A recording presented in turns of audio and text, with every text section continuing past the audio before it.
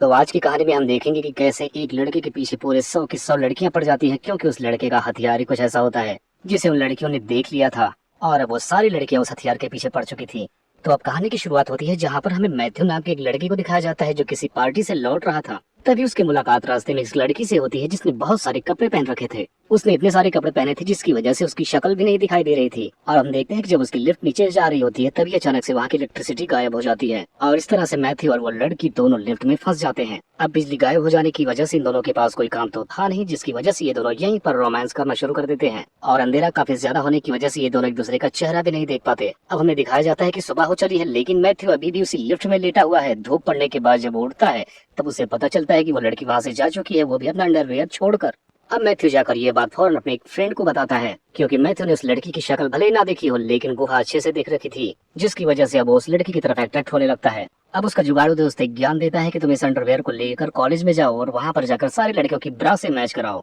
और वो ब्रा जिससे मैच कर जाएगी बस वही वो लड़की है। और इस तरह से मैथ्यू को ये आइडिया काफी पसंद आता है, जिसके बाद वो कॉलेज में जाकर जॉब पकड़ लेता है और बारी बारी लड़कियों के हॉस्टल के रूम में जाकर कोई ना कोई प्रॉब्लम क्रिएट करता रहता है। और उस प्रॉब्लम को खुद ही ठीक करने के लिए वो लड़कियों के पास पहुंच जाता था, जिससे उसे लड़कियों के पास पहुंचने तक आसानी होती थी। और इसी बहाने वो उनके अंडरगारमेंट भी चेक कर लेता था। अब इसी दौरान मैथ्यू एक दिन देखता है कि एक लड़की का बॉयफ्रेंड एक लड़की को पीट रहा है, लेकिन मैथ्यू को ये बात सच्ची नहीं लगती, जिसके बाद वो उस लड़के से फाइट करता है और इस तरह से वो उस लड़की को बचा लेता है जिसका नाम पैटी होता है। अब इसके बदले में वो लड़की उसे अपना सब कुछ देती है, जिसके बाद उसके और भी फ्रेंड्स वहाँ पर आ जाती हैं, जिसके बाद वो उसके साथ एक गेम खेलना चाहती हैं और उस गेम में जो भी हारेगा उसे अपना सब कुछ उतार देना पड़ेगा। जिस गेम में अब मैथ्यू हार जाता है, जिसके बाद अर्लिन उसके सारे कपड़े उतरवा देती है। अब नंगे पुंगे मैथ्यू को देखने के बाद उसके औजार की तरफ लड़कियों की निगाह जाती है तो सारी लड़कियां हैरान रह जाती हैं और यहाँ पर अर्लिन उससे पूछ लेती है कि आखिर इतना बड़ा होने का राज क्या है। इस वक्त हम मैथ्यू को देखते हैं जो थोड़ा टेंशन में था, क्योंकि वो लगभग सारी लड़कियों के रूम चेक कर चुका था, लेकिन अभी तक उसे वो लड़की नहीं मिली जिसे वो ढूंढने के लिए यहाँ पर आया था। और इसी दौरान उसे डोरा नाम के एक लड़की का ख्याल आता है जो अभी तक अपने रूम से बाहर ही नहीं निकली थी, और उसे पता चलता है कि डोरा इसीलिए बाहर नहीं निकली क्योंकि उसे लगता है कि वो किसी की तरह अच्छी नहीं लगती। तभी वहाँ पर मैथ्यू को बैंडी मिलती है जो उसे अपनी सारी बात बता देता है, जिसके बाद बैंडी उसकी मदद करने के लिए तैयार हो जाती है और उसके ढूंढने के बाद फाइनली उसे मैचिंग की ब्रा मिल जाती है। अब हम देख पाते हैं कि वो ब्रा जिस लड़की की होती है वो लड़की गूंगी थी, लेकिन मैथ्यू को याद आता है कि उस लिफ्ट पर वो लड़की गूंगी नहीं थी क्योंकि वो अच्छी तरीके से चीखें निकाल रही थी। जिसके बाद हम देखते हैं कि मैथ्यू का पागलपन इतना आगे बढ़ जाता है कि वो पेपर में इसके एड्स निकलवा देता है। यहाँ पर वो सीधा लिखवा देता है कि वो एक लड़की के साथ लिफ्ट में मिला था जिसके साथ उसने पूरी रात गुजारी थी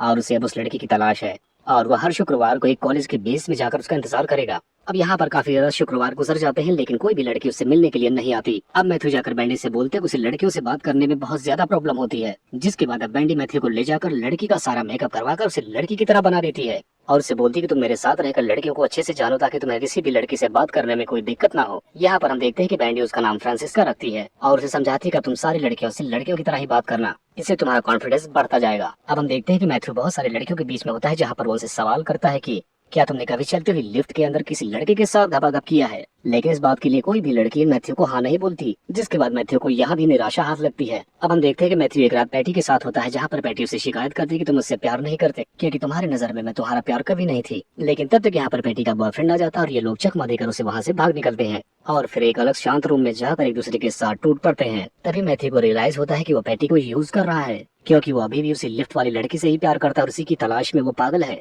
इसलिए वो सोचता है कि अब वो पेटी से ब्रेकअप कर लेगा। अब अगले सीन में हम देखते हैं कि मैथ्यू उसी अपनी लिफ्ट वाली लड़की का बेसमेंट में इंतजार कर रहा होता है और आखिरकार वो लड़की वहाँ पर आ भी जाती है और यहाँ आकर वो मैथ्यू से बोलती कि मुझे तुमने कोई भी इंटरेस्ट नहीं है, इसलिए तुम्हें मेरा पीछा करना छोड़ देना चाहिए। और ये सुनने के बाद मैथ्यू को बहुत बुरा लगता है, जिसके बाद वो जाकर फौरन ये बात पैटी को बताता है। तब यहाँ पर बैंडी उसे बताती है कि हो सकता है कि वो शायद वो लड़की पहले से किसी को पसंद करती हो। तभी बैंडी बताती है कि अब सेमेस्टर्स खत्म होने वाले हैं, इसलिए तुम्हें जल्दी से जल्दी कोई ना कोई गर्लफ्रेंड बनानी चाहिए। अब इसके बाद हम देखते हैं कि मैथ्यू फ्रांसिस्का बनकर पैटी के पास जाता है और उससे मैथ्यू के बारे में बातें करने लगता है। यहाँ पर वो पैटी से पूछता है कि क्या तुम मैथ्यू से प्यार करती हो, जिस पर पैटी बोलती है कि हाँ मैं अभी भी उससे प्यार करती हूँ, लेकिन मैथ्यू ही किसी और को लाइक करता है। अब यहाँ पर ये लोग बातें कर रहे होते तब तक पेटी का एक्स बॉयफ्रेंड वहाँ पर आ जाता है। पेटी का बॉयफ्रेंड वहाँ आने के बाद दो लड़के एक दूसरे के साथ देखने के बाद वो उन दोनों को ठोकने की कोशिश करता है, लेकिन मैथ्यू था जो लड़की बना हुआ था, जिसके बाद मैथ्यू उसकी जीभों पर काट लेता है। अब हम देखते हैं कि मैथ्यू काफी ज्यादा परेशान हो चुका है, जिसके बाद वो कॉलेज के बाहर आकर जोर जोर से शायरी बोलने लगता है कि प्यार है तो सीने से क्यों नहीं लगाती हो, हम क्या मर गए हैं जो खुद ही अपने दबाती हो,